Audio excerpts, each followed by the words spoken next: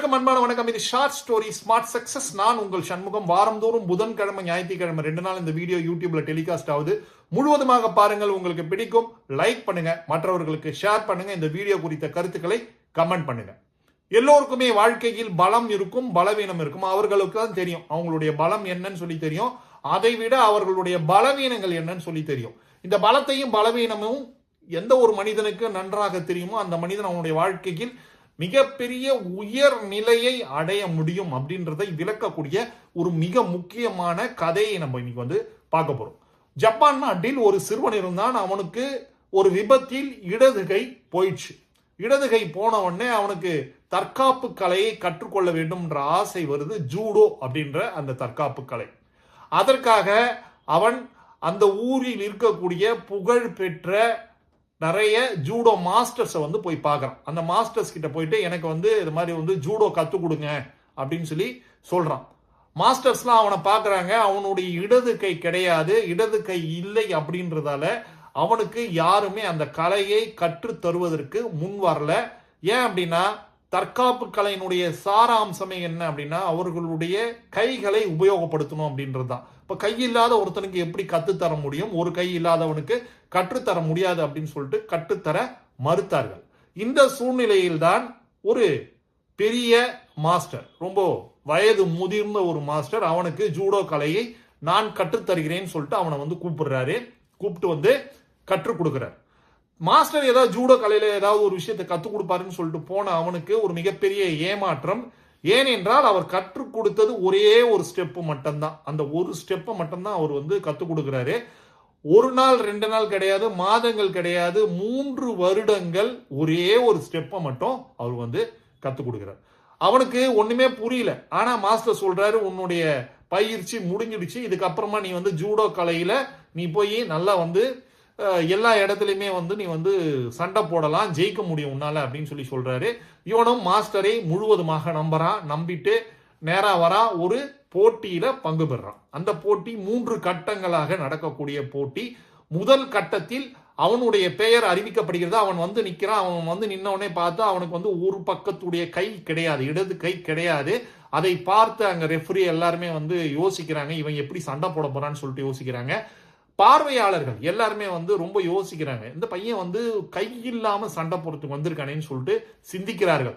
ஆனால் அந்த போட்டியில் முதல் சுற்றில் அவன் பங்கு பெற்று அங்க ஜெயிக்கிறான்.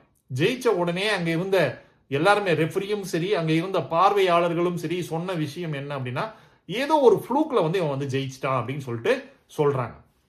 சொன்ன உடனே அவனும் அதை பத்தி எல்லாம் கவலைப்பட்டுட்டு அடுத்த கட்டத்துக்கு, அதாவது செமி ஃபைனல் என்று சொல்லக்கூடிய அடுத்த கட்டத்துக்கு அவன் தேர்ச்சி ஆகிறான். தேர்ச்சியாகி அந்த செமி ஃபைனல்லையும் போய் அவன் பார்ட்டிசிபேட் பண்றான்.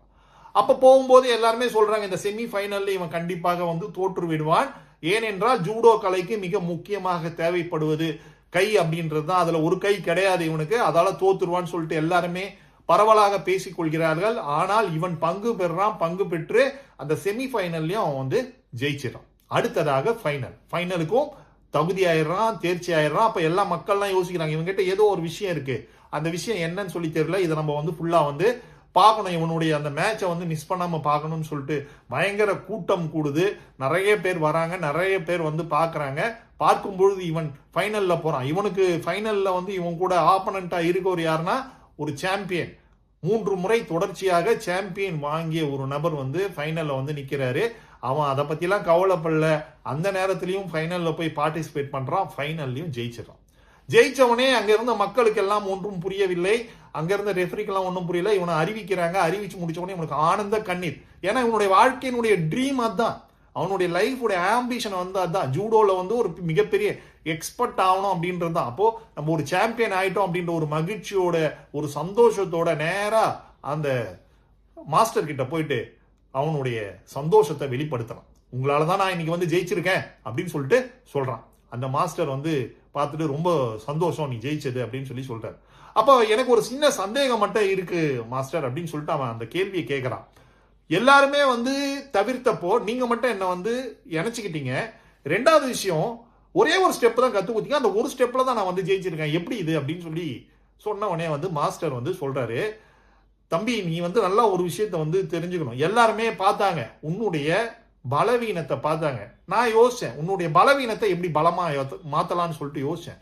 அந்த பலவீனத்தை பலமா மாத்தலாம்னு சொல்லிட்டு யோசிச்சப்பதான் எனக்கு தோணுச்சு, எல்லாருமே வந்து ஜூடோல யூஸ் பண்ணக்கூடிய ஒரு ஸ்டெப் இருக்கு. அந்த ஸ்டெப்ல உன்னை யாராவது தாக்க வந்தாங்க அப்படின்னா அவர்களை நீ தடுக்கணும் அப்படின்னா அவர்களுக்கு இடது கை இருக்கணும். இந்த ஸ்டெப் தான் எனக்கு தோணுச்சு. அப்போ இடது கை இல்லாத ஒருவனை தடுக்கவே முடியாது அப்படின்ற விஷயம் எனக்கு புரிஞ்சுது. அதெல்லாம் நான் என்ன பண்ணேன்னா, இடது கை இல்லாத உனக்கு நான் அந்த ஸ்டெப்பை மட்டும் தான் கற்றுக் கொடுத்தேன். அந்த ஸ்டெப்பால தான் நீ ஜெயிச்சிருக்க. உன்னை யார் யார் தாக்க வந்தாங்களோ அவர்கள் எல்லாருமே உன்னுடைய இடது கையை பிடித்து மட்டும்தான் உன்னை வெற்றி கொள்ள முடியும். ஆனால் உனக்கு இடது கையே கிடையாதுல்ல, அதால நீ அந்த இடத்துல எல்லா இடத்துலயுமே வந்து ஜெயிச்சிட்டப்பா. நான் சொல்லி கொடுத்த ஸ்டெப் வந்து அதுதான் அப்படின்னு சொல்லிட்டு அந்த மாஸ்டர் வந்து சொன்னாராம். இந்த சின்ன கதை, இந்த கதையில சொல்லக்கூடிய பொருள் மிகப்பெரிய பொருள். ஒவ்வொரு மனிதனுக்கும் பாசிட்டிவ் நெகட்டிவ், அவனுடைய பலம் பலவீனம் சொல்லிட்டு நிறைய விஷயங்கள் இருக்கு. எந்த ஒரு மனிதன் பலத்தை தெரிஞ்சுக்கிறானோ அவனுக்கு ரொம்ப சூப்பர். ஆனா எந்த ஒரு மனிதன் அதை விட பலவீனத்தை தெரிந்து கொள்கிறானோ அந்த மனிதன் மட்டும்தான் வாழ்க்கையினுடைய மிக உச்சிக்கு வந்து போறான். இப்போ எல்லாருக்குமே அந்த பலத்தையும் பலவீனத்தையும் பிரிச்சு பார்க்க தெரிஞ்சுக்கணும். இப்ப நீங்க கூட வந்து இங்க பார்த்துட்டு இருக்கக்கூடிய நீங்க உங்களுடைய பலம் என்னன்னு சொல்லிட்டு உங்களுக்கு தெரியும், உங்களுடைய பலவீனம் என்னன்னு சொல்லிட்டு உங்களுக்கு நல்லா தெரியும். ஆனா நீங்க பலவீனத்தை பற்றி யோசிப்பதே கிடையாது.